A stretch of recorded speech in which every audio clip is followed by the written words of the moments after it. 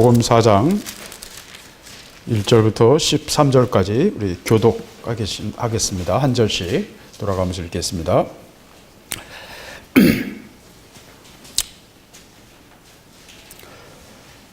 예수께서 성령의 충만함을 입어 요단강에서 돌아오사 광야에서 40일 동안 성령에게 이끌리시며 마귀에게 시험을 받으시더라. 이 모든 날에 아무것도 잡수시지 아니하시니 날수가 다함에 줄이신지라. 마귀가 가로되 내가 만일 하나님의 아들이거든 이 돌들에게 명하여 떡덩이가 되게 하라. 예수께서 대답하시되 기록된 바 하나님이 마귀가 또 예수를 이끌고 올라가서 순식간에 천하 만국을 보이며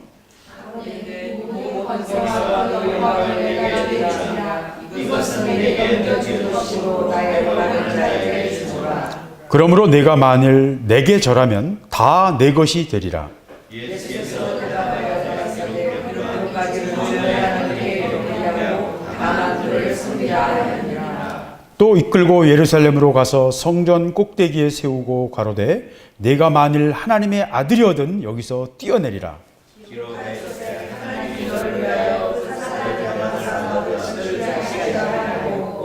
또한 저희가 손으로 너를 받들어 네 발이 돌에 부딪히지 않게 하시리라 하였느니라.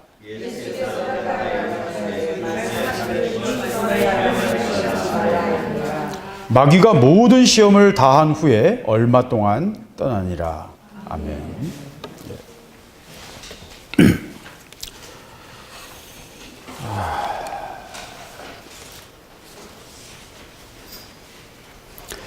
뭐 우리가 다 알고 다 이렇게 뭐 거의 절반쯤은 암송하고 계시잖아요, 그죠? 이 말씀은 절반쯤은 암송하고 계시고 사람이 떡으로만 살 것이 아니라 하나님 입으로 나오는 모든 말씀으로 산다 하는 말씀도 우리가 다 마음속에 갖고 있는 말씀들입니다. 그래서 뭐 제가 오늘은 설명을 많이 안 해도 될 것 같아요, 굉장히. 근데 오늘 이 말씀을 통해서 하나님이 저에게 주셨던 것은 제가 본래 가졌던 본래라기보다는 좀 그렇지만 제가 했던 일, 국방 쪽에 관한 일을 했었잖아요. 그런데 그런 관점에서 이걸 보기를 제게 원하셨어요. 무슨 말이냐면 사단의 전술, 마귀의 전술이 어떤가를 방법론적으로 좀 봐라 이거예요. 방법적으로 어떻게 접근하고 어떻게 말하고 있는지를 네가 좀 생각을 이렇게 바꿔서 봐라라는 그런 생각이 들었어요, 제 마음속에서. 그래서 제가 재밌겠다고 그래서 그런 관점에서 좀 봤습니다. 전술이라는 전투하는 그런 관점에서 봤어요. 그랬더니 재밌더라고요. 좀 여러 가지가 이렇게 잡히더라고요. 그래서 오늘 좀 그런 측면을 제가 좀 나눠보고 싶어서 원래는 전혀 다른 말씀을 준비했는데 저는 원래 순교 여행을 떠나니까 거기에 합당한 말씀을 하나님 주시지 않겠나 난 그런 생각을 했어요. 그래서 말씀을 사실 3개나 준비를 했어요. 3개나 준비했는데 다 아니고 이거 전혀 엉뚱한 말씀을 제게 주셨어요. 그래서 관점을 바꿔서 보라 그렇게 말씀하시더라고요. 마음속에서 이거는 제 마음속에서 그래서 관점을 바꿔서 보기 시작했습니다. 그랬더니 좀 새롭게 보이는 게 많더라고요.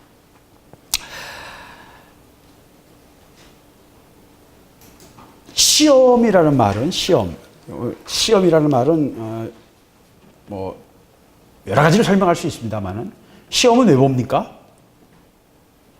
학생들 시험 왜 봐요? 예, 공부 제대로 했나? 확인하는 거죠. 시험을 통해서 확인하는 겁니다. 그리고 시험을 통해서 검증하는 거예요. 확인되면 졸업시키고 확인 안 되면 졸업 못 해요. 그죠? 예, 그건 우리 중고등학교에서는 그게 뭐 중고등학교도 탈락이 졸업 못하는 게 있습니다, 여러분. 공부 못하면 졸업 못합니다. 중고등학교도 대부분 그냥 봐줘서 동정 점수로 이렇게 넘어가긴 하지만 중학교에서도 그게 졸업이 안 돼요. 대학교에서도 당연히 졸업이 안 되고요. 예. 그래서 프랑스 같은 데서는 유럽에서는 다 그렇습니다. 대학 가고 싶으면 누구나 갈 수 있어요. 근데 가서 졸업 비율이 10%, 20% 수준이에요. 10명에 1명밖에 졸업을 못 해요. 그만큼 어려워요. 독일도 어렵고요. 그보다 더 어려운 게 프랑스입니다. 프랑스도 굉장히 어려워요. 그래서 졸업한다는 거, 시험을 통과한다는 게 굉장히 어려워요. 예. 프랑스에서는 그 대학 입학 시험도 굉장히 어렵고요. 독일에서도 그 김나즘이라고 고등학교, 대학을 가기 위한 그 고등학교 김나즘 시험이 어렵고, 거기서 또 대학 가기까지 그 시험이 또 어려워요. 그래서 한국에서만 시험에 학생들이 시달리는 게 아닙니다, 여러분. 전 세계적으로 시험은 모든 나라에 다 있고요. 다 우수한 아이들을 추려서 우수한 아이들이 좋은 교육을 받아서 그 나라나 그 지역이 부강해지기를. 굉장히 다 누가 그런 마음을 가지고 있기 때문에 시험을 통해서 아이들을 뽑아냅니다. 하나님은 시험을 통해서 우리를 검증하십니다. 검증하세요. 근데 그러면 하나님이 우리를 테스트하신단 말입니까? 예, 그렇습니다. 고린도전서 말씀을 보면 불로 시험하여 너희를 확인한다 그러셨어요. 불로 시험하여서 하나님이 확인하세요. 근데 그 시험에 우리가 드는 이유는 우리 자신의 내면에 그 동기가 있는 것입니다. 시험에 드는 이유는 우리 자신 속에 있어요. 오늘 말씀 속에서 그걸 나타나겠지만, 공격할 때는 생뚱맞게 공격하지 않아요.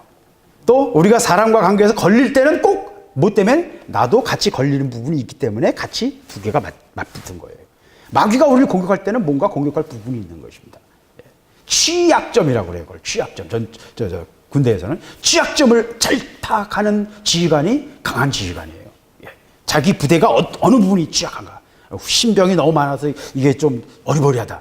우리는 다 좋은데 지형상 뭐 어디가 어떻다. 취약점, 내가 전투를 하게 될 때 어느 부분이 약한가를 빨리 파악하고 그 부분을 보강해야 강한 군대가 될 수 있습니다. 승리하기 위해서는, 시험을 통과하기 위해서는 내 약한 부분을 빨리 알아야 돼요. 취약점을 봐야 돼요. 오늘 말씀은 우리에게 오늘 그런 부분을 보여주고 있습니다. 그래서 예수님이 시험을 받으시는데 시험 받으시는 조건이 있어요. 시험도 아무 때나 치지 않아요. 아무 때나 마귀가 달라붙어서 24시간 우리를 막 공격하지 않아요. 마귀도 자기들도 쉬어야 되잖아요. 그러니까 절대로 그러지 않아요.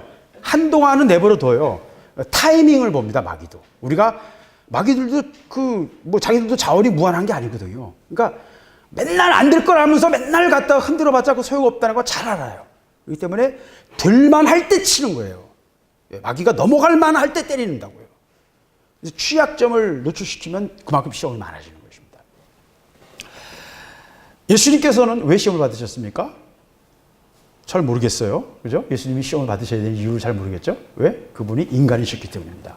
그분은 참 하나님이셨지만 동시에 참 인간이셨어요. 그래서 그분은 시험을 통과하셔야 했어요. 모든 인간의 연약함을 다 감당하셨어요. 예수님이 시험 받으신 것은 뭘 말합니까? 우리의 삶이 마귀의 시험 가운데 노출되어 있다. 마귀의 유혹과 마귀의 영적 공격 가운데 노출되어 있음을 예수님 공생에 세례 받으신 다음에 첫 번째 행적이 금식과 그 후에 시험인 것입니다. 예수님의 삶은요, 시험으로부터 시작된 거예요. 시험으로부터 시작된 거예요. 우리 인생 전체가 영적 이 전투, 마귀의 공격으로 노출되어 있다는 것을 우리에게 보여주시는 것입니다. 그래서 조금 전에 말씀드렸지만 이 시험은 언제 왔냐면 세례를 받고 성령이 비둘기같이 내려서 성령 충만해 주시고 40일 금식하고 그리고 굶주린 상황에서 시험이 왔어요. 여러 가지 조건을 다 맞추죠. 근데 굉장한 성령 충만, 인류 역사의 가장 놀라운 세례 현장, 하나님 인간 되시고 그 세례를 통해서 그분이 이제 사역을 시작하시는, 공생애를 시작하시는 그 놀라운 순간, 그리고 40일 금식, 영적으로 말하면 굉장한 승리와 영광의 순간에, 영적인 끝발이 굉장히 좋을 때 시험이 온다는 거예요. 승리할 때, 뭔가 잘 될 때 시험이 옵니다, 항상. 마귀는 그걸 꼴을 보지 못하거든요. 우리가 승리하고 하나님의 영광 받으신 꼴에 마귀는 신경질 나거든요. 질투가 나거든요. 하나님 같이 되고 싶은 거거든요. 그래서 마귀는 그런 거 꼴을 보지 못합니다. 공격합니다. 금식하고 성령 충만하고 공생애를 시작하는 공식 선언이 시작되는 공생애가 시작되는 세례의 그 놀라운 역사가 있은 뒤에, 하늘이 열리는 역사가 있은 뒤에 시험이 오는 것입니다. 그래서 이 시험은 광야에서 40일 동안 성령에 이끌리시어 금식을 한 뒤에 마귀가 옵니다. 이 구조를 보면 재밌어요. 마치 성령께서 무슨 훈련을 하는데 그 훈련의 교관인 것 같고 마귀는 거기 동원된 조교 같죠. 그런 분위기가 납니다. 여기서. 근데 똑같은 상황이 어디서 나와요? 또 욥의 이야기에서도 나오죠. 하나님이 말씀하시고 마귀가 또 와서 시험을 하죠. 비슷한 상황이 나오죠. 마귀는 마귀의 일을 하는데 하나님은 또 마귀의 일을 하나님의 방법으로 사용하세요. 저는 역사 전체를 통해서요, 마귀는 마귀의 일을 하고 그 하나님의 역사를 공격합니다. 근데 하나님은 그 하나님의 역사를 뒤집어가지고, 마귀의 공격을 뒤집어가지고 더 놀라운 하나님의 역사로 만드시는 사례를 저는 많이 봅니다. 제가 역사를 너무 좋아하니까요. 역사를 통해서 그런 걸 너무 많이 봐요. 대표적인 예 하나를 해드릴까요? 여러분, 유대인들이 600만 명이나 학살당했죠? 600만 명이 학살당했어요. 만약에 그 유대인 대학살이 없었으면 이스라엘의 나라는 세워질 수 없었어요. 절대로 못 세워집니다. 유대인들이 금융을 지배하고 있었기 때문에 정치적인 세력들은 절대로 유대인에게 그런 정치적인 힘을 주고 싶지 않아 했어요. 이 역학관계를 여러분 이해하셔야 돼요. 로스차일드가 이미 오래전부터 1800년대 초반부터 경계를 금융을 쥐고 있었거든요. 그래서 정치적인 세력이 유대인들에게 정치적인 세력이라는 건 무장력입니다. 무장력을 주고 싶지 않아 했어요. 그래서 이스라엘이라는 나라를 그 전부터 만들고 싶어 했는데 못 만들었던 거예요. 절대로 줄 수 없는 겁니다. 정치 구조상 줄 수 없었어요. 그런데 600만 명이 희생됐기 때문에 도덕적 명분이 강력하게 생긴 거예요. 너무 큰 피해를 받기 때문에, 너무 큰 희생을 당했기 때문에 그 핏값으로 이스라엘이라는 나라가 선 겁니다. 하나님은요, 하나님의 역사는요, 그냥 인간의 눈으로 도덕적 잣대로 어떤 우리 상식의 잣대로 잴 수 없는 놀라운 하나님의 지혜와 경륜이 있습니다. 항상 공산주의는 엄청난 기독교의 적이죠. 공산주의를 통해서 약 4천만 명, 한 7, 800만 명이 학살당했어요. 기독교는 이유 하나만으로 아무것도 묻지도 따지지도 않았어요. 그냥 기독교인이라고 지목되면 갖다 죽였어요. 다 모든 공산주의자들이 다 그렇게 했어요. 일본 사람들은 그래도 뭐 밝기라도 했잖아요. 그 공산주의자들은 그런 것도 없었어요. 그냥 기독교인이라고 지목되면 다 죽여버렸어요. 그런데 그 공산주의가 지나간 자리는요, 하나님의 밭을 가신 거예요. 견고한 사단의 진영, 그 오래된 귀신의 진영들, 조상들의 섬기던 그 우상들의 밭을 하나님이 스탈린이라는 쟁기와 모태똥이라는 쟁기로 갈아버리신 거예요. 그래서 지금 러시아에는 엄청난 기독교 부흥이 있습니다. 또 중국에는 지금 이미 그리스도인이 1억 3천만, 4천만 가까이 가고 있어요. 예. 카톨릭이 한 2천만, 삼자교회가 한 2천만, 그 다음에 지하교회가, 가정교회가 한 1억. 1950년도까지 그 전, 1950년 이전 약 150년간, 1800년 초 또는 200년 전부터죠. 약 10만 명 이상의 선교사들이 수백 년간 중국에 복음을 전해가지고 그 당시 1950년경에 그리스도인 숫자가 100만에서 200만 사이였어요. 10만 명이 엄청난 노력을 해서 했는데 100만에서 200만 사이였어요. 그러나 하나님의 방법은요, 모태똥을 통해서 한 번에 1억 4천만, 1억 5천만을 만드시는 거예요. 이 하나님의 일입니다. 이란에서요, 그리스도인들이, 수많은 그리스도인들이 인터넷을 통해서, 방송 선교를 통해서 100만 명, 200만 명이 지금 그리스도인이 돌아오고 있어요. 공개하지는 못하죠, 그러나. 그건 이슬람 안에서 그런 역사가 엄청납니다. 쿠웨이트에서도 한 왕자가 개종해가지고 그가 감옥에 가서 들어가 있고, 그 사람을 사용한다고 해서 사용을 했는지 모르겠어요. 하여튼 왕자가 그래서 난리가 났었어요. 그 뒤로 제가 UAE하고 관련이 됐는데 UAE에서도 그런 일들이 굉장히 어려워졌어요. 그 왕가에서 그 그리스도인들이 자꾸 생기니까, 귀족들이 공허하고 너무 화려하게 살다가 공허해지니까. 자, 제 얘기가 길어졌습니다만은 하나님이 생각지 못하는 방법으로, 인간이 생각지 못하는 방법으로 하나님의 일을 이루고 가십니다. 그래서 이 예수 그리스도를 시험하시는 이 사건도 하나님의 일을 이루시기 위한 하나님의 방법이었어요. 그러나 이제 그런 여러 가지 의미는 다 제껴놓고 이 현장에서 나타난 마귀의 전술을 보자는 겁니다. 우리 삶 속에 적용할 수 있는 전술을 보자는 거죠. 마귀에게 시험을 받으시더라. 이 모든 날에 아무것도 잡수시지 아니하니 날수가 다함에 줄이시니라. 한마디로 말하면 40일 굶었더니 배고프더라, 이 얘기예요. 40일 굶었더니 배가 고프더라. 마귀는요, 우리의 처절한 현실을 이용합니다. 40일 굶으면 배가 고파요. 3일만 굶어도 배고파요. 그냥 일이 바빠서 안 먹거나 입맛이 없어서 안 먹는 거는 아무 문제가 없는데 금식을 선포하면 2시간도 안 돼서 배고파요. 왜 이렇게 배가 고픈지. 그리고 금식을 하면요, 몸이 막 알아요. 몸소리를 쳐요. 내 몸이 몸소리를 쳐요. 배고픈 건 참 인간의 근본적인 그 고통이죠. 하나님은 배고픈 자를 먹이는 것을 굉장히 좋아하세요. 그래서 그 사람이 진짜 좋은 신앙인지 아닌지 알 수 있는 좋은 방법 중에 하나가 그 사람이 잘 사주는 사람인지, 잘 먹는 사람인지, 잘 먹여주는 사람인지를 보면 알아요. 잘 먹이는 사람. 왜냐하면 하나님 그걸 기뻐하시는 걸 알거든요. 하나님 기뻐하세요. 잘 안 낫는 병들 있잖아요. 잘 안 낫는 병들. 그런 사례가 많아요. 기도원이나 또 영적 사역을 하는 분들, 은사자들 사이에서는 그런 사례가 많아요. 그런 사례가 많아요. 잘 안 낫고 막 기도하고 뭐 하도 안 낫는 병을 갖다 먹이라는 거예요. 무조건 퍼먹이라는 거예요. 막 갖다 그냥 길거리에다 퍼먹이라고. 먹이면 날아간다고. 악한 영이 떠나간다고. 그렇게 말씀하시는 사역자들이 있어요. 저는 그 말씀에 굉장히 일리가 있다고 봐요. 왜? 하나님은요, 먹이는 걸 굉장히 기뻐하세요. 굶주림은 인간의 존재, 육체적 기반을 흔드는 거기 때문에요. 하나님, 우리가 잘 먹는 것은 귀하게 여기서. 그건 모든 부모가 똑같잖아요. 제가 맨날 예언이 때문에 트라우마 걸리는 것처럼 똑같은 거예요. 너 제발 좀 먹어라, 좀. 예. 그래도 제일 강단은 세요, 셋 중에서.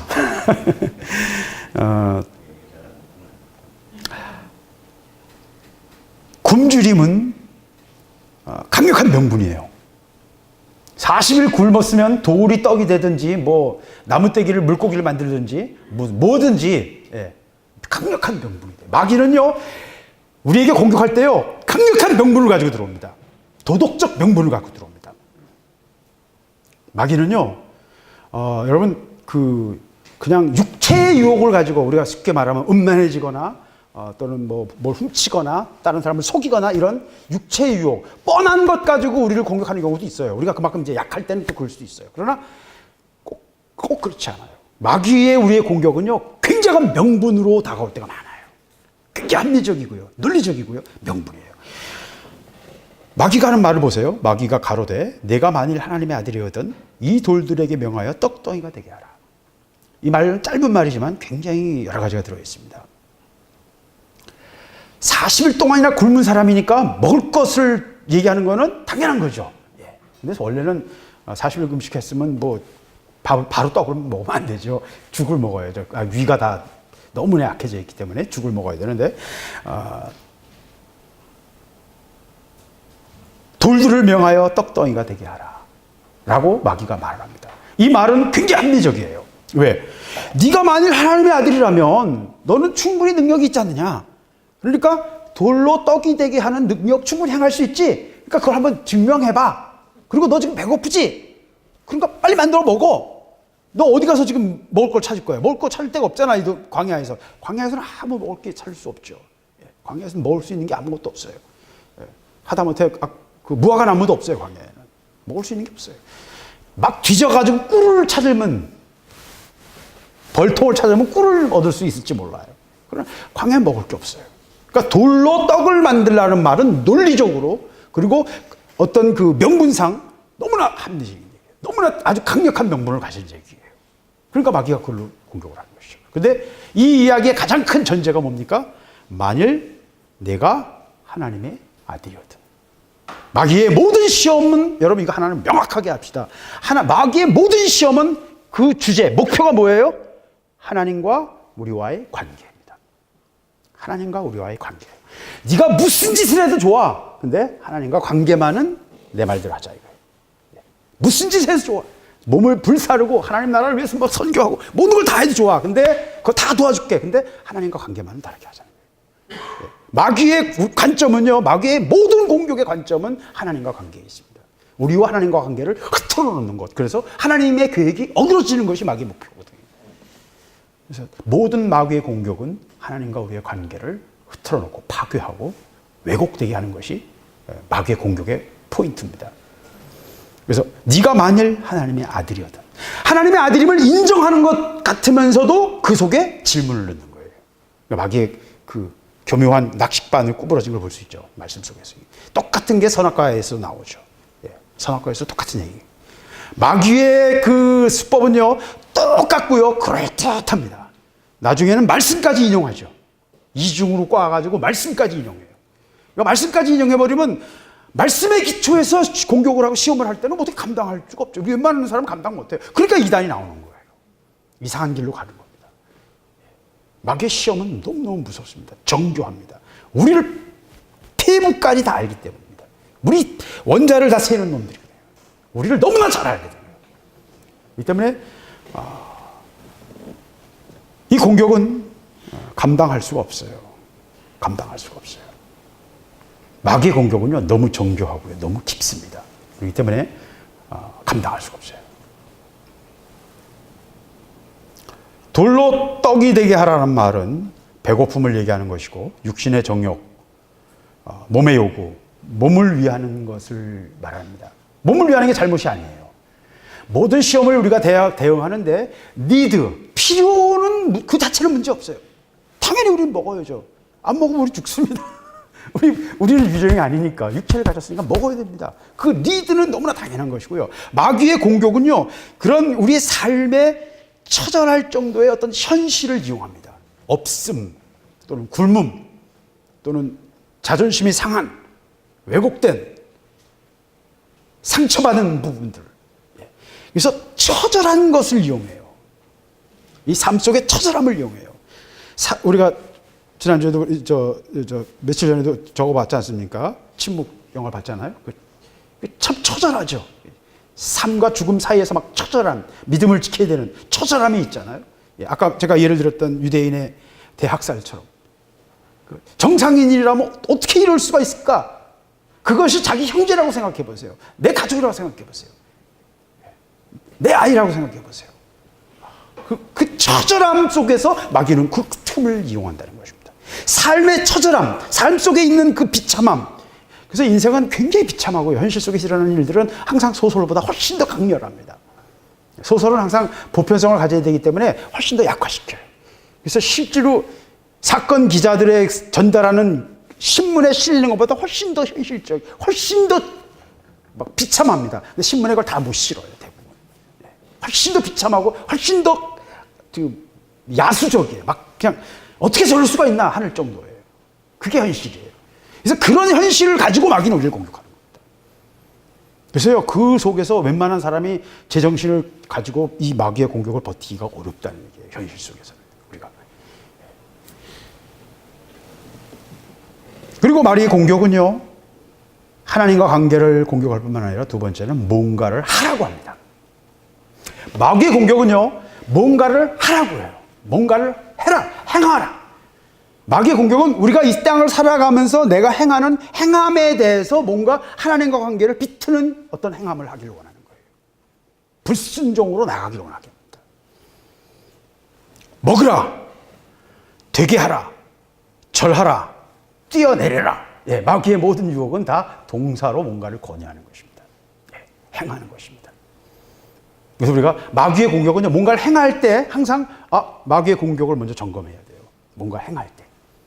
뭔가 결정할 때, 내가 뭔가 행동하기 위해서 결정할 때 마귀의 공격이, 마귀의 속임수가 이 속에 있지 않나, 낚싯밥이 있지 않나 한번 좀 점검해 봐야 돼요.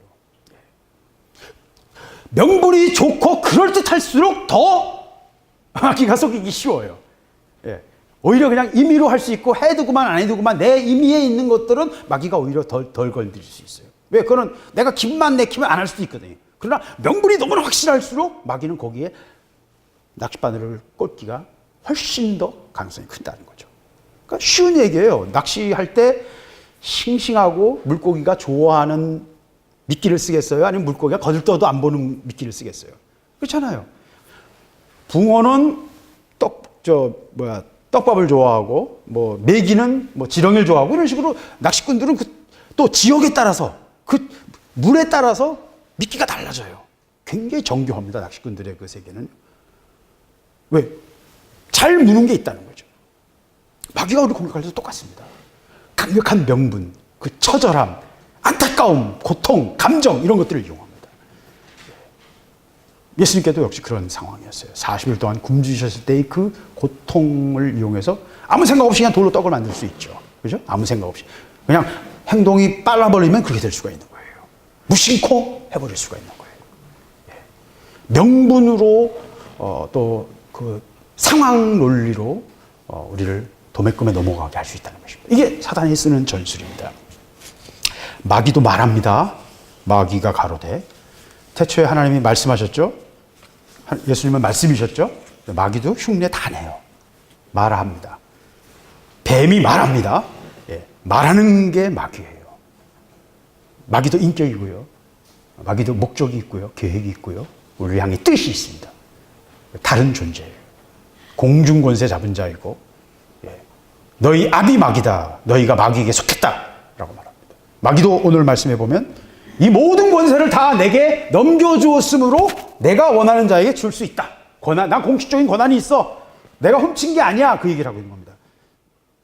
인간이 마귀에게 쏘은 뒤로, 마귀의 말을 들은 뒤로 인간이 사는 세상, 인간이 살고 있는 이 세상에 인간의 결정하는 모든 결정 속에 누구의 독의 역사예요? 마귀의 독이 우리 역사예요. 그걸 원죄라고 합니다. 원죄로 인해서 마귀는 인간 세상에 대한 어떤 영적 권세를 갖게 됐어요. 이 땅에서 잘 되고 이 땅에서 뭔가 하려고 그러면요, 사탄과 타협하지 않고서는 이 땅에서 성공하기 어렵습니다. 이건 명확합니다, 여러분. 여긴 예외가 없어요. 명확해요. 그러면 예수 믿는 사람은 아무도 성공 못한단 말입니까? 아니요. 하나님이 세우시고 높이실 때가 있죠. 예, 있어요. 그러나 그건 하나님이 주시는 특별한 은혜예요. 이 땅에서 성공하려면요, 마귀에게 영혼을 팔지 않고 성공하는 사례는 거의 찾기 어렵습니다. 그건 뭐 아주 간단하게 여러 가지 방향으로 증명할 수 있어요. 그래서 마귀는 뭔가를 처절한 상황을 이용해서 뭔가를 하라고 유혹하면서 하나님과 우리 관계를 왜곡시키는 것, 이것이 마귀의 방법입니다. 그래서 하나님의 뜻, 하나님의 기준 위에 서서 무언가 하지 않는 것도 굉장히 중요해요. 하지 않는 것도 이거 굉장히 중요한 것입니다. 거기에 대해서 예수님이 말씀하시기를 기록하기를 사람의 떡으로만 살 것이 아니니라 하셨습니다. 우리가 잘 아는 것처럼 예수님께서는 하나님 말씀으로 딱 갖다 대셨습니다. 이걸 자꾸 우리가 무슨 부적처럼 생각하는데 하나님 말씀에 권위가 있어서 말씀이 짠! 하고 이제 부적을 붙이는 것처럼 자꾸 우리 그런 개념을 생각하는데, 우리는 이제 그런 문화에 살았으니까 이건 그런 의미라기보다는 하나님의 기준을 세우는 것입니다. 다른 말로 하면 왕의 명령이 어명이 이거다 이거죠. 넌 그런 얘기 하는데 하나님의 명령은 이거였어. 근데 왜 너 그딴 소리 해? 라고 말하는 것입니다. 하나님의 권위를 가지고 세우는 거예요. 권위. 하나님의 기준을 세우는 것입니다. 하나님의 뜻 위에 서 있는 것입니다. 그래서 하나님의 말씀 위에 서 있는 것은 하나님의 기준, 왕의 명령, 하나님의 그 뜻 위에 굳게 서 있는 것입니다. 그걸 예수님은 하나님 말씀을 딱 인용하면서 사람이 떡으로만 사는 게 아니다. 하나님 그렇게 말씀하셨잖아요. 근데 왜 너는 나로 돌로 떡이 되게 하라 하느냐. 마귀의 속임수인 하나님의 아들이어든 에 대해서는 아예 대꾸도 안 하세요. 이 포인트를 잘 보셔야 돼요. 너는 내가 하나님의 아들이 아니라고 생각하니? 라고 반문하시지 않으셨다는 거예요. 마귀의 공격에 대해서요, 여러분 아예 전제부터 따라가면 안 돼요. 말을 따라가는 순간 하와가 끌려 들어간 거예요. 하나님께서 모든 동산에 있는 나무의 실과를 먹지 말라 하신 게 아니라 동산 중앙에 있는 나무 실과라고 말했는데 그 속에는 생명나무와 선악과 같이 들어있었죠. 동산 중앙에 두 나무가 있었으니까. 그것도 불분명한 거예요. 마귀는 과장해서 모든 나무의 실과라고 함정을 팠고요. 마귀의 말에 섞으면 안 돼요. 논리에 섞이면 안 돼요, 여러분. 머릿속에서 인정하지 말아야 돼요. 근데 이 싸움은 실제로 경험하지 않으면 이게 뭘 말하는지 잘 몰라요, 사실은. 현실 속에서 경험해야 됩니다. 마귀의 논리에 인정하지 말아야 돼요. 현실을 부정해야 돼요, 어떤 의미에서는. 어떤 때? 하나님의 말씀이 명확할 때. 하나님 말씀이 명확할 때는 현실을 부정해야 됩니다. 항상 물리로 걸을 수 있는 건 아니에요. 그러나 오라 하셨을 때는 걸어갈 수 있는 거예요. 요단강으로 가라 하셨을 때는 가는 거예요. 말씀 위에 서 있을 때는 그 말씀이 현실을 초월하고 그 말씀이 현실을 가르게 하십니다. 현실을 바꾸십니다. 그분을 믿고 그냥 견지하고 서 있는 거예요. 그래서 마귀의 논리를, 우리를 머리를 복잡하게 하는 많은 논리에 반응하지 마세요. 반응하면 같이 얽힙니다. 인정하지 마세요. 배고파도 배 안 고프다는 배고프다는 말 동의하지 마세요. 인정하는 순간 끌려 들어가요. 그 논리에 끌려 들어가요. 어디서 있어야 돼요? 하나님 말씀에서 있어야 돼요. 하나님 말씀에서 있어야 돼요. 내일을 염려하지 말라. 네 걱정은 하루 걱정이면 충분하다. 그날 양식이 있으면 그걸로 만족해라. 말씀 위에 서 있어야 돼요. 그러면 마귀가 더 이상 와서 공격할 틈이 없습니다. 기독교는 현실을 부정하는 게 아닙니다. 금욕주의로 가거나 현실을 도피하는 게 아니에요. 산으로 도망 들어가는 게 아닙니다. 인간적인 어떤 그런 니드, 그런 필요를 명분으로 공격하는 마귀의 그 공격, 그 간계, 그 간교한 속임수와 의도를 분별하고 영적으로 그것을 대적해. 본질적으로 영적 싸움이에요. 처절한 물질적인 현실 속에서의 여러 문제지만 본질은 뭐예요? 영적 싸움이에요. 영적 싸움에서 이겨야 실질적 물리적 싸움에서도 이길 수 있어요. 영적 싸움에서 지면 물리적으로 이긴 것 같아도, 내가 다 가진 것 같아도 결국 그것 때문에 내 영혼을 빼앗기는 거예요. 내가 그 부분에 코를 꿰는 거예요. 코가 꿰고 내가 걸려있는 부분은 계속 힘들 수밖에 없어요. 살아나더라도 만약에 이쪽 턱에 꼈으면 이 물고기가 살아나는 방법은 뭐예요? 찢어야 돼요.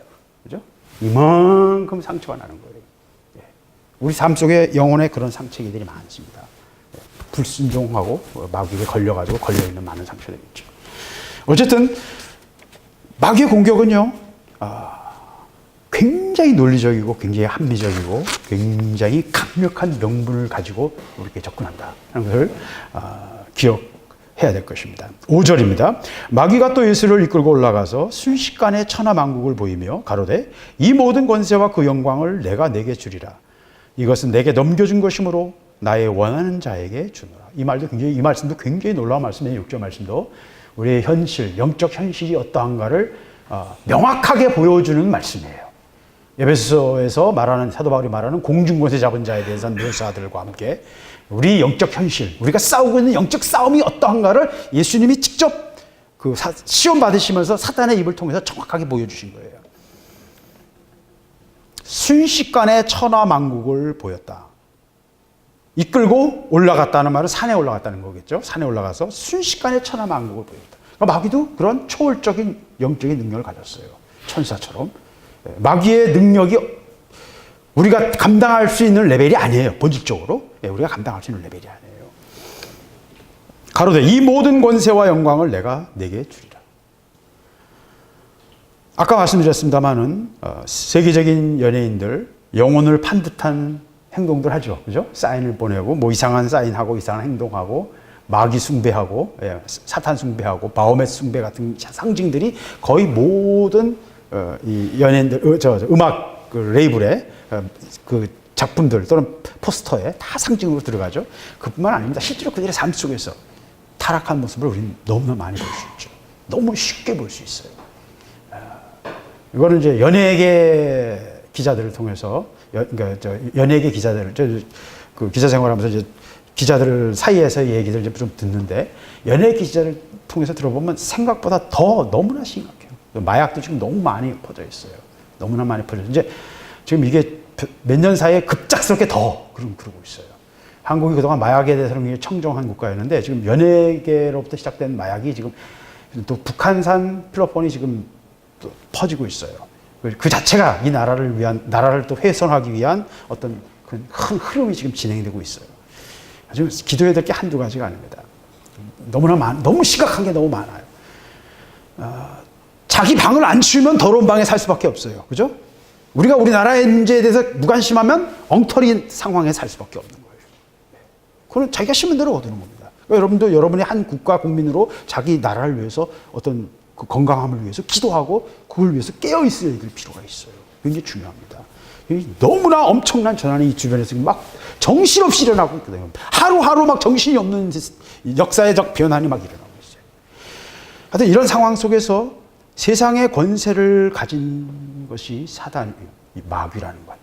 이럴 때는 이제 세상을 향할 때는 마귀라고 표현합니다. 성경에서는. 사단은 하나님과의 직접 대적을 통해서는 하나님과 직접 맞짱 뜰 때는 사단이라는 표현을 쓰고요. 대체적으로 인간을 속여먹는 존재로 표현할 때는 마귀라고 써요. 같은 말인데도 이게 서로 다른 뉘앙스로 사용을 합니다. 그러면서 네가 만일 내게 절하면 나를 경배하라. 다 내 것이 되리라. 나를 경배하면 다 내 것이 될 것이다. 이건 뭐 예수님께 말도 안 되는 유혹이죠. 택도 없는 유혹이죠. 예수님은 하나님의 아들이신데 뭐 세상 권세를 다 내가 너에게 주겠다. 이게 좀 제일 약한 유혹인 것 같아요. 그죠? 예수님 입장에서는. 근데,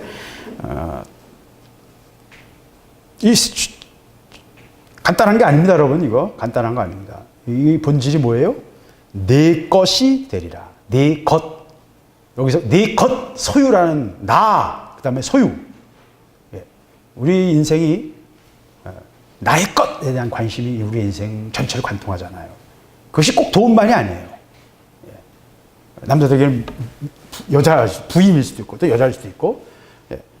명예일 수도 있고요. 그건 뭐 여러 가지예요. 영적인 성취일 수도 있어요. 영적인 성취도 우리 내 것이라고 생각할 수 있어요.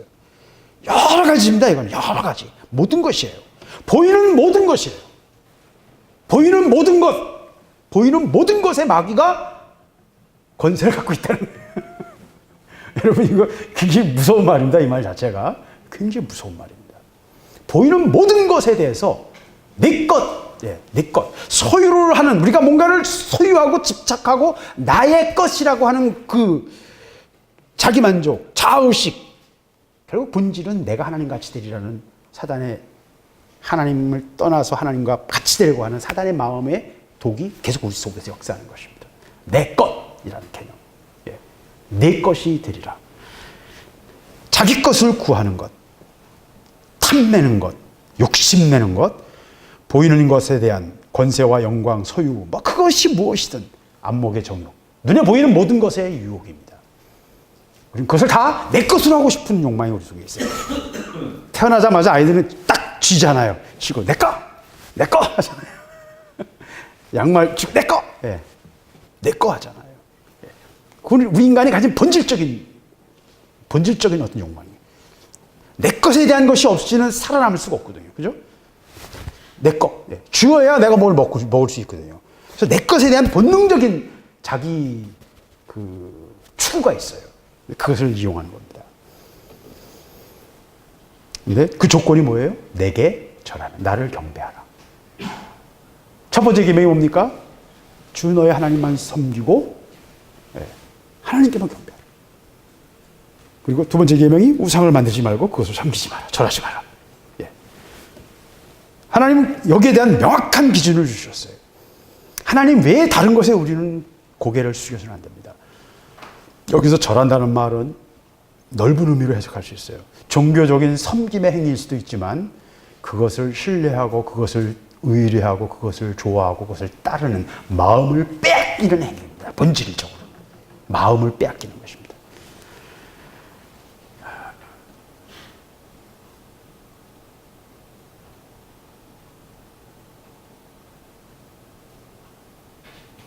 아무튼 우리가 눈에 보이는 모든 것은요, 하나님이 손에 쥐어주세요. 하나님이 손에 쥐어주시면 쥐어주셔서 딱 이거 내 거 맞아요? 라고 질문했을 때 그거 네 거다. 그럴 때 그때까지는요 그냥 일단 내버려 두는 게 좋아요.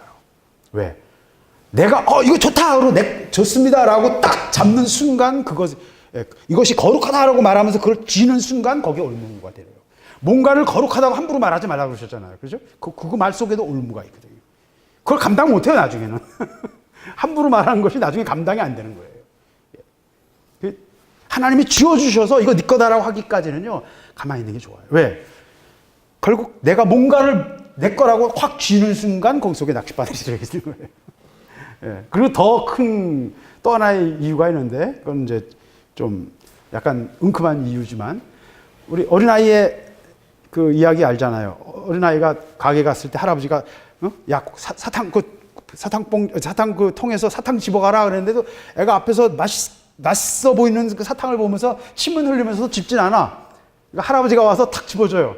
그래, 왜 너 안 집었냐? 엄마가 물어보니까 할아버지 손이 내 손보다 크잖아. 예. 여러분이 막 집는 것보다 하나님이 집어주시는 거 훨씬 손이 크세요. 제 경험으로 하나님 손이 항상 크셨어요. 예, 크셨어요. 내가 막 집는 것보다는 그게 기다리는 게 훨씬 좋은 것이 올 때가 많더라고요. 어쨌든 마귀가 그것을 이용한다는 것입니다. 이용한다. 그래서 너무나 당연한 권리이고 너무나 당연한 거래이고 너무나 당연한 이 세상 살이지만 뭔가에 고개 숙이고 그것에 마음을 빼앗기고 그것을 따라가면 낚싯바늘에 걸릴 가능성이 굉장히 높다는 겁니다. 마귀가 그것을 사용하기 때문입니다. 그래서 아까 말씀드린 것처럼 그렇다고 우리가 뭐 이 세상을 다 부정하고 그걸 거부하고 모든 것을 다 돌아보지 말라는 말도 아닙니다. 마음 가는 대로 하고 하나님 주시는 상황을 따르고 가야 되지만 항상 대적을 늘 긴장해야 돼. 긴장을 가지고 대적을 해야 돼요. 야생동물이 살아남는 방법은 하나예요. 뭐예요? 긴장하고 예민한 거예요. 그러면 0.5초라도 먼저 보면요, 토끼든 사슴이든 사자나 호랑이는 좀 달라요. 호랑이 너무 속도가 빨라서. 근데 웬만한 짐승들은요, 0.5초라도 빨리 봐서 한 발짝이라도 먼저 뛰었으면 못 잡아요. 못 잡아요. 왜? 가다가 방향을 팍팍 바꾸거든요, 얘네들은. 그러니까 토끼 같은 경우 방향을 팍팍 바꾸니까 얘들이 달려가다 지나쳐버린다고요. 그 사이에 얘는 엉뚱한 데로 도망가 버리는 거예요. 그래서 그것을 극복하기 위해서 얘네들이 잠복을 합니다. 가장 가까이까지. 그래서 한순간에 도약을 해서 한 번, 두 번에 그냥 팍 물을 수 있도록. 그게 이제 표범들이 그런 방법을 잘 쓰고. 사자들은 그걸 갖다가 보통 상상도 못하는 거리에서 날아와서 잡아요. 언덕 위라든지 또는 뭐 나무 같은, 나무는 아닙니다만은 하여튼 나무 그루터기라든지 이런 거를 이용해서 훨씬 더 먼 거리, 막 7, 8m를 날아가요. 호랑이는 정말 무서워요. 사자나 표범은 이제 숨어서 가고, 사자들은 떼로 돌려들어서 하고, 하이에나나 사자들은 깨어있으면요, 낚시바늘에 걸릴 리가 없어요. 그러니까 이 시험의 핵심은 뭡니까? 깨어있으면 이길 수 있어요, 항상. 절하면, 사실 이 절한다는 말은 우리는 사실 잘 와닿지 않아요. 우리 시대는 우리 그리스도인들은 특별히 절하는 거하고 관심이 없잖아요. 제사도 안 드리고요. 그죠? 절한다는 것이 뭘 의미하는지도 잘 이해를 못 해요. 그래서 이 말이 우리가 사실 잘 와닿지 않아요. 근데 유대인들에게는 이게 굉장히 중요한 얘기예요. 유대인들은 십계명에 의해서 우상에게 절하지 말라. 사람에게 절하지 않고요. 그래서 절하지 않다가, 황제의 깃발에 절하지 않다가 처형당한 유대인들이 한두 명이 아니거든요. 수백 명이거든요. 그런 반란이 계속 일어났거든요. 황제의 깃발에 황제를 신으로 여겼으니까 황제의 깃발에 절을 해야 되는데 절을 안 하는 바람에 죽임을 당한 유대인들이 있거든요.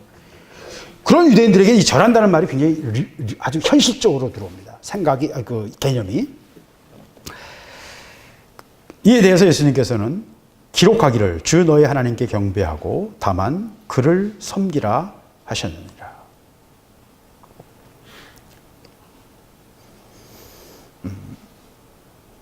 신명기 6장 13절 말씀입니다. 내 하나님 여호와를 경외하여 섬기며 그 이름으로 맹세할 것이니라. 14절 너는 다른 신 곧 내 사면에 있는 백성의 신들을 쫓지 말라. 이 말씀을 인용하신 거예요. 경외하고 섬기며 하나님 여호와만 경외하고 섬기라. 그리고 다른 신을 섬기지 말라 하는 말은 14절에 나오니까 그 말씀을 다만 그를 섬기라라고 약간 말씀을 축약한 거예요. 14절까지를 축약한 건데 어쨌든 그렇게 말씀을 이제 인용하셔서 말씀으로 마귀의 그 유혹을 대적하십니다. 아까 말씀드린 것처럼 하나님의 말씀의 기준을 세우고 그 명령 위에 서는 자세를 취하십니다. 9절 또 이끌고 예루살렘으로 가서 성전 꼭대기에 세우고 가로되 내가 만일 하나님의 아들이거든 여기서 뛰어내리라.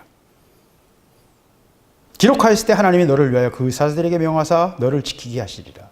또한 저희가 손으로 너를 받들어 내 발이 돌에 붙이지 않게 하시리라. 첫 번째 유혹은 상황, 굶주림이라는 현실 상황에 어떤 고리를 가지고 거는 거였어요. 두 번째는 인간이 가진 본질적인 욕망, 소유욕, 내 것이라는 그 본질적인 어떤 인간의 욕망을 이용했다고 한다면 이 마지막 거는 여러 가지로 말할 수 있습니다만은 여러 가지가 섞였어요. 그리고 이건 진짜 삼겹으로 꼬였어요. 삼겹으로. 무슨 말이냐면 똑같이 셋 다 하나님의 아들이거든을 계속 걸고 넘어집니다. 마귀의 유혹의 핵심이 뭐예요? 계속 이 시험을 통해서 마귀는 뭘 흔들고 싶어 했어요? 예수님이 하나님의 아들 되심을 흔들기로 했어요. 자기 확신. 신앙에서 처음부터 끝까지 가장 중요한 게 뭐예요? 자기 확신, 자기 존재에 대한 믿음. 하나님의 자녀된 권세. 모든 능력이 어디서 나옵니까? 하나님의 자녀된 권세에서 나와요. 그걸 믿는 믿음에서 능력이 나오는 것입니다. 모든 은사, 모든 사역이 다 거기서 나옵니다. 그러니까 자기 확신을, 자기가 자기 누구인지를 모를 때, 헷갈릴 때 아무 일 할 수 없어요. 자기가 누군지를, 자기 자신에 대한, 그걸 우리가 자기 정체성이라고 하죠. 자기가 하나님께서 무엇을 원하시는지, 나에 대해서 뭐라고 말씀하시는지에 대한 자기 확신이 있어야 돼요. 그것이 없으면 방향이 없습니다. 저 자신이 오랜 시간을 광야 생활을 할 수밖에 없었던 것도 그 측면이 있어요. 하나님이 분명하게 말씀하시는 하나님의 음성을 들어야 돼요. 그래서 하나님의 아들이거든이라는 말을 계속 3번 반복합니다. 마귀의 공격의 포인트는 뭐예요? 하나님과의 관계입니다.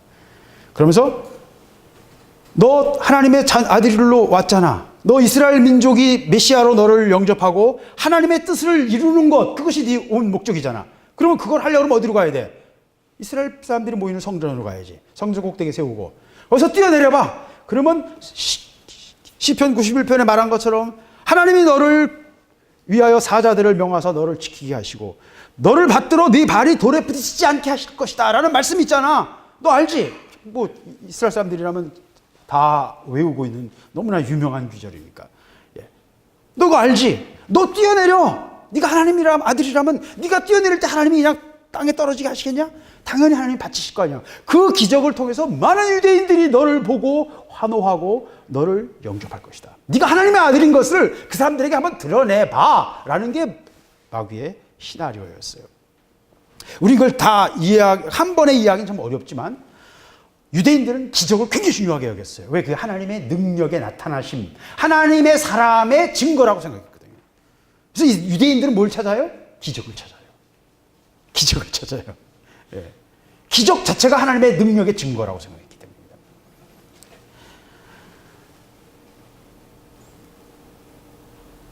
하나님의 아들이라면 한번 해봐라 라는 이야기였죠. 그러니까 하나님의 아들이라는 것 자체를 가지고 시험을 고리를 만들 뿐만 아니라 하나님의 말씀을 가지고 또 그 말씀의 그 권위를 이용해서 뛰어내리라는 그 뛰어내림에 자기가 권하는 그 행위의 근거를 말씀을 통해서 명분을 만들어내요. 하나님 말씀을 가지고 공격을 하니까 믿는 사람들 입장에서는 말씀으로 이게 맞아 라고 말씀을 쓰고서 이게 맞아 라고 하면 할 말이 없잖아요. 그죠? 거기서 할 말이 없는 거예요.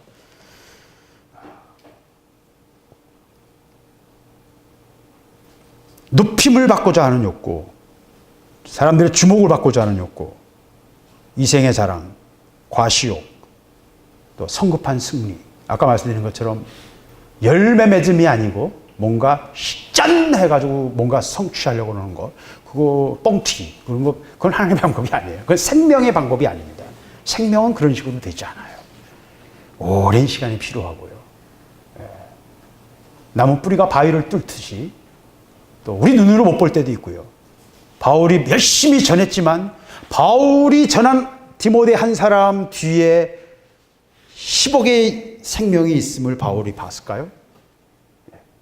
디모데 한 사람 뒤에 수십억의 그리스도인들이 있잖아요. 뒤에. 그죠? 2000년 동안. 그를 통해서 계속 낳고 지금까지 생명의 쭉 연장이 있단 말이에요. 하나님의 일은요. 지금 내가 100명, 200명을 복음을 전하고 1000명, 10,000명을 전하는 것, 그것보다는, 그 현상보다는 하나님의 큰 관점에서 하나님의 일이 이루어지는 것이에요. 지금 당장 안 이루어져도요, 하나님은 그 중간 고리가 하나 끊어지면 그 다음은 있어요, 없어요? 여러분 증조 할아버지가 일찍 돌아가셨으면 여러분 있어요, 없어요? 결혼 전에 돌아가셨으면 여러분 있어요, 없어요? 존재할 수가 없잖아요. 그 중간에 쭉 내려오는 고리에 한 링크만 끊어져도 그 아래는 없는 거예요. 그게 생명의 특징이에요. 생명은 이어져야 되는 거예요. 그래서 우리 사역이요, 자꾸 어떤 끝에 열매 맺는 것만 자꾸 관심을 갖는 거거든요. 그 자체가 마귀의 속임수입니다. 생명은 그 자체로 연결되어 있음에 있어요.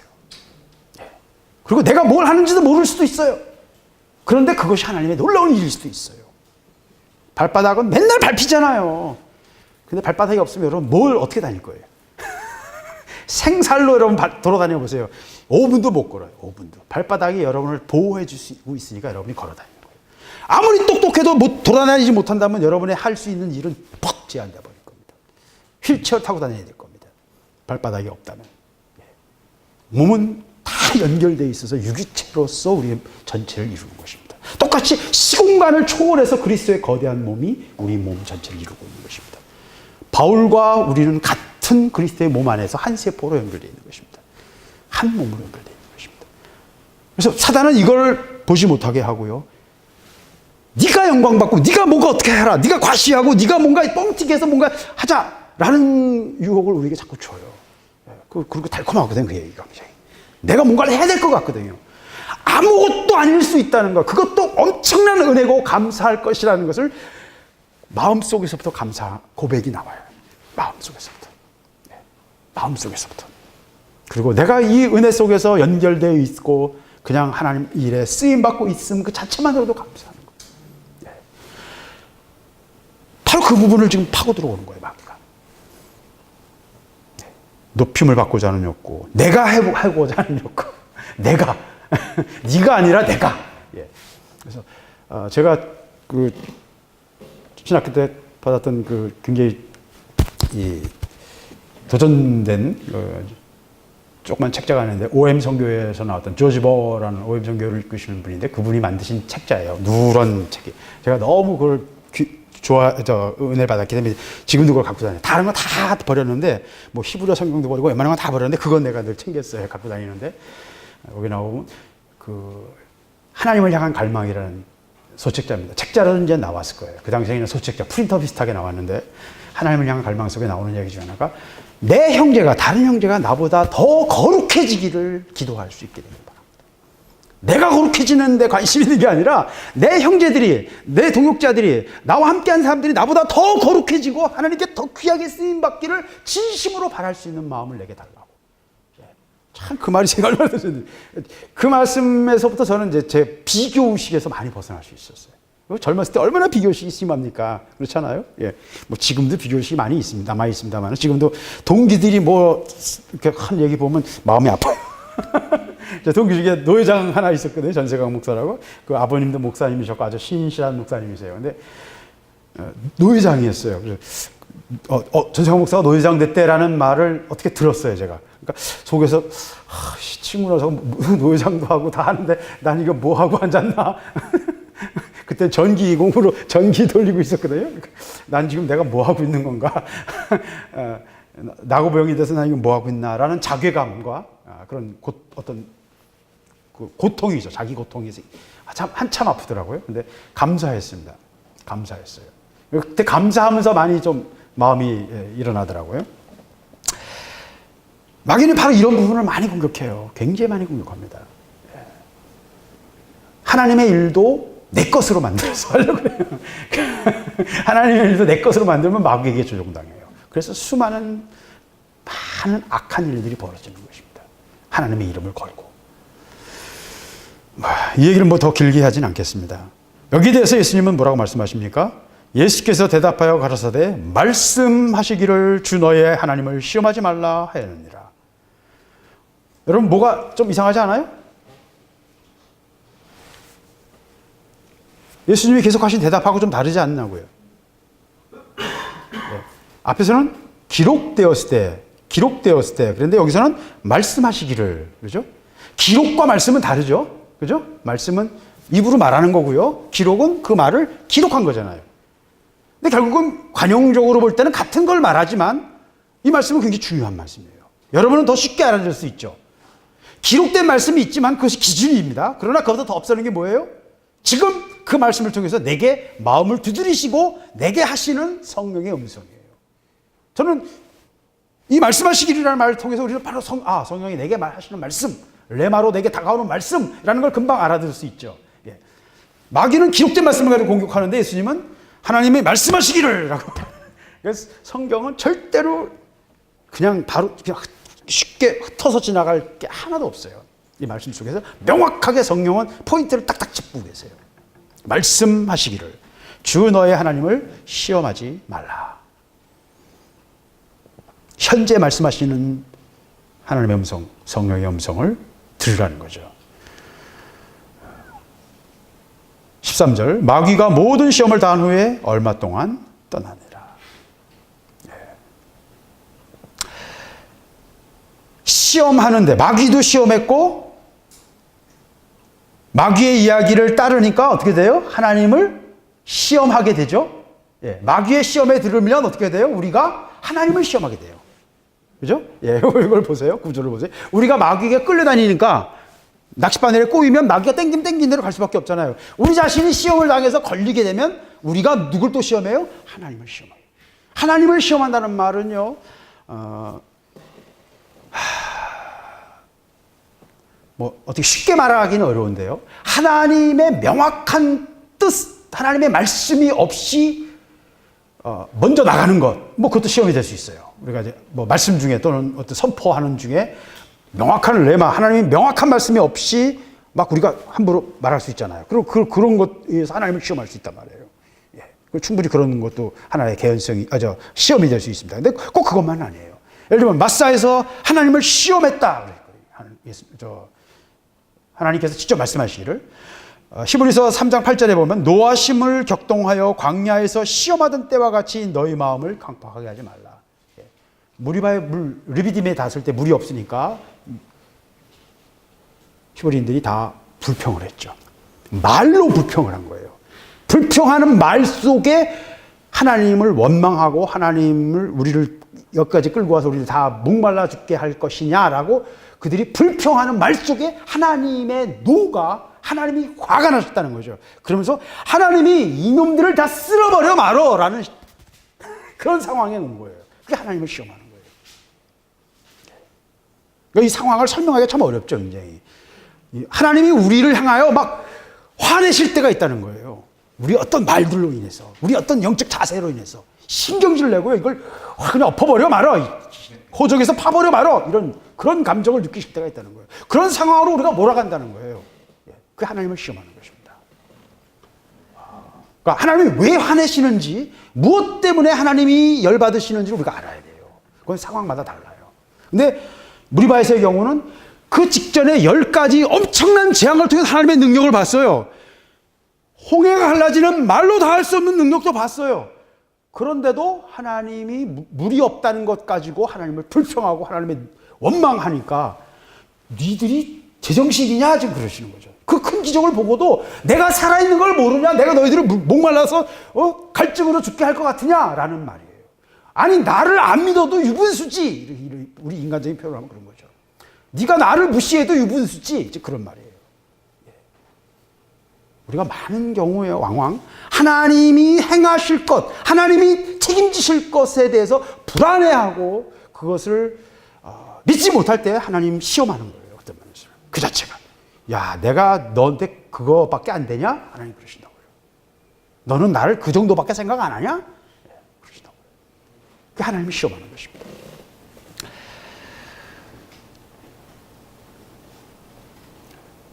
이 공격은 말씀을 인용하고 아군의 무기를 이용하기 때문에 헷갈리는 거예요. 북한군이 한국군 군복을 수십만 벌 중국에서 주문했어요.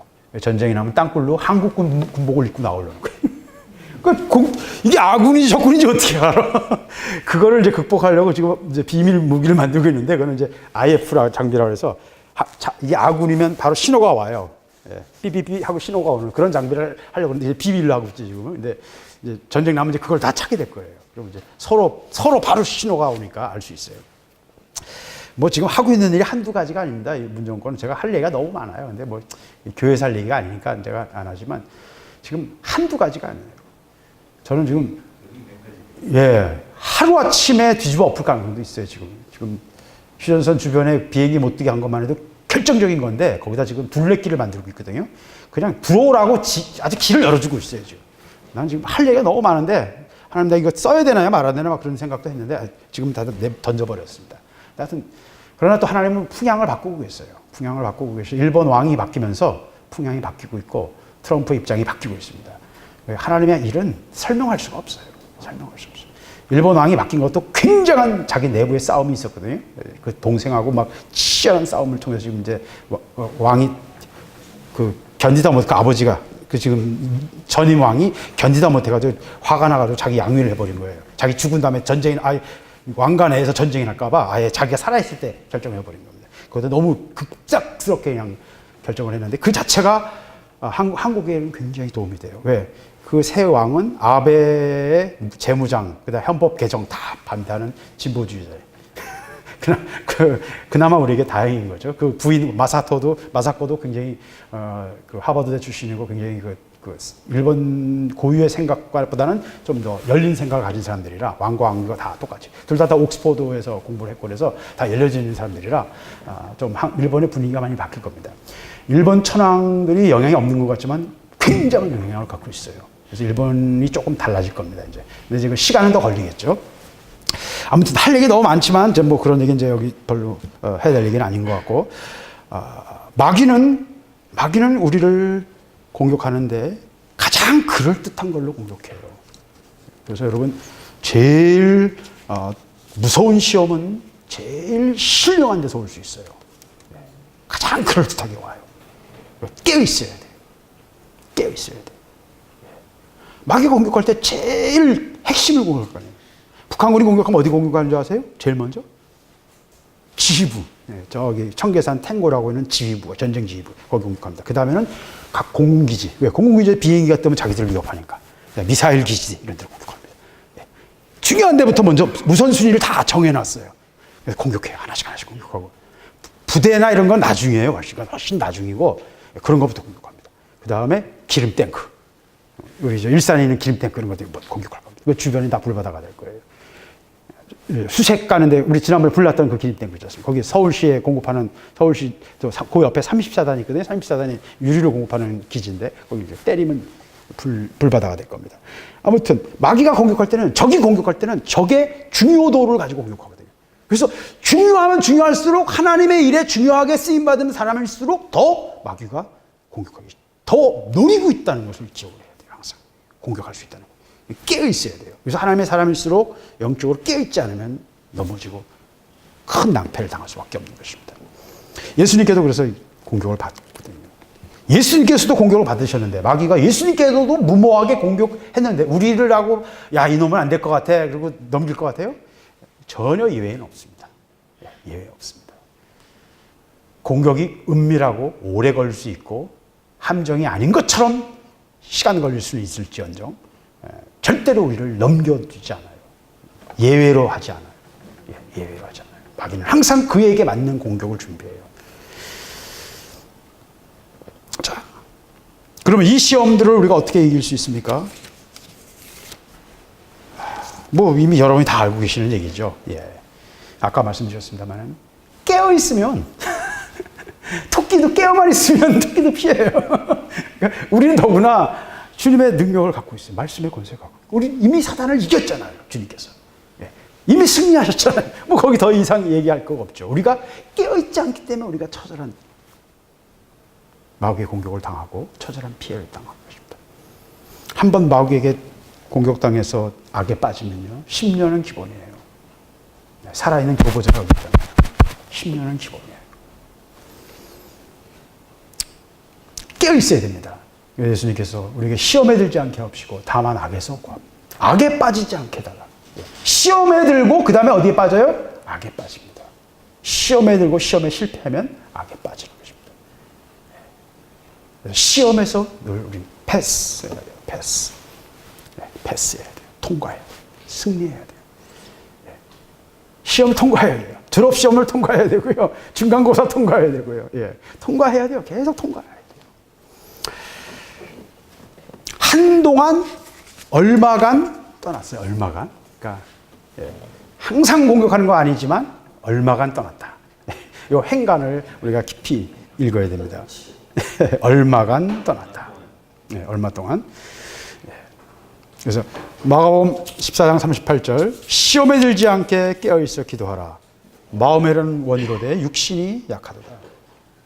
야고보서 1장 14절 오직 각 사람이 시험 받는 것은 자기 욕심에 끌려 미혹되는 것이니 아까 말씀드린 것처럼 모든 시험은 내 안에 고리가 있다. 걸만한 게 있으니까 걸리는 거예요. 그죠? 걸만한 게 없을 때는 걸 수가 없어요. 맨들맨들한데 어떻게 낚시바늘이 걸리냐고요. 뭔가 걸 때 있을 때 걸리는 거예요. 미혹을 받는 것은 자기 욕심이기 때문이다. 그러니까 욕심을 버려야지 시험을 안 받을 수 있습니다. 모든 시험의 해답은 십자가입니다. 죽은 놈을 시험할 수가 없어요. 죽은 사람은 시험할 수가 없어요. 죽은 사람은 어떻게 시험할 거예요? 예. 죽으면 돼요. 그냥 죽으면 돼요. 그냥. 아주 간단해요. 그냥 죽으면 돼요. 죽은 사람 말이 없어요. 죽은 사람 불평도 못 하고요. 죽은 사람 할 말이 없어요. 죽은 사람 할 말이 없어요. 결론을 말씀드리겠습니다. 신명기 8장 2절입니다. 내 하나님 여호와께서 이 40년 동안에 너로 광야 길을 걷게 하신 것을 기억하라. 이는 너를 낮추시고 너를 시험하사 내 마음이 어떠한지 그 명령을 지키는지 아니 지키는지 알려 하심이라. 왜 시험하십니까? 우리 정체를 밝히시는, 우리 정체를 드러내시기 위해서, 내 속에 들은 것을 드러내시기 위해서. 돌을, 광학을 연구하는 그 광물질을 쫓아다니는 사람들이 있어요. 구리 광산, 요새 부산에서 구리 광산이 발견돼가지고 사기치고 하는 게 있더라고요. 근데 부산 시내에 구리 광산이 발견됐대요. 근데 광물을 분석하는 방법이 뭔지 아십니까? 시금석이라는 돌에다가 긁어보는 겁니다. 긁어보면 긁혀서 싹 긁히면서 그 얇은 입자가 나오는데 그 입자에 빛이 붙이면 각 입자마다, 각 화학물마다 전혀 다른 빛이 나와요. 예. 제가 모든 물질을, 모든 과학은 빛을 매개를 한다 그랬지 않습니까? 모든 물질은 고유한 빛이 있어요. 그래서 천문학자들이 멀리 있는 별들을 분석할 때 뭘로 하냐? 그걸 스펙트럼 분석이라고 하는데, 어떤 파장의 빛이 나오는가를 보면 요 파장은 탄소에서, 요 파장은 수소에서, 파장마다 고유한 색깔이 있어요. 그 색깔을 가지고 그 고유한 파장을 분석해서 그 별이 어떤 물질이 이루어졌는지 분석을 하는 겁니다. 그래서 빛이 모든 것을 드러내는 것입니다. 말씀은 너무나 정확합니다. 너무나 엄청나게 정확해요, 말씀은. 그런데 시금석이라는 것은 긁으면 그 입자가 착 갈리면서 다른 큰 덩어리 있을 때 잘 안 보여요. 고운 입자가 될 때 그 고유한 본래 빛이 드러나요. 덩어리 때는 안 보여요. 우리 덩어리 때는 안 보여요. 긁히면요, 생채기 나고요, 마음이 찢어지고요, 현실에서 뭔가 으깨지면요, 거기 속에 들어있는 게 나오는 거예요. 깨트리면, 호두를 깨면 그 안에 있는 게 나오잖아요. 그렇죠. 긁으면 하는 게 나오거든요. 그게 시험이에요. 시험은 별거 아니에요. 우리 속에 뭐가 들어있는지 보여주고 싶은 거예요. 네가 뭘로 돼 있나 좀 보자 하시는 거예요. 우리를 테스트하시는 겁니다. 통과해야 돼요. 시험이 없을 수는 없습니다. 시험이 없는 학교는 없어요. 하나님 학교에도요.